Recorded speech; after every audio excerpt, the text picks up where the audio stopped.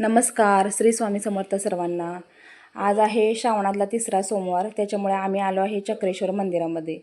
चक्रेश्वर हे मंदिर चाकणमध्ये आहे आणि चाकणमधील एकदम प्राचीन आणि सुप्रसिद्ध मंदिर म्हणून चक्रेश्वर मंदिराला ओळखलं जातं. तर हे मंदिर खूप मोठ्या एरियामध्ये पसरलेलं आहे आणि गावाबाहेर असल्याकारणाने इथं खूप छान शांत निवांत वाटतं इथं आलं की. आणि इतर वेळेस एवढी गर्दी नसते, पण आज सोमवार असल्याकारणाने गर्दी आहे. तर आम्ही एक 10 मिनटं झालं आता लाईनमध्ये थांबलेलो आहे. आमचा आता नंबर आलेला आहे.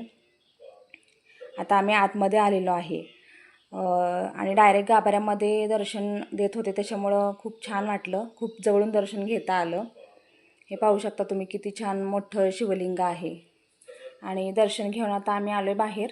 बाहेर असं तळं आहे. तळ्यामध्ये खूप सारे मासे आणि कासव आपल्याला बघायला मिळतात.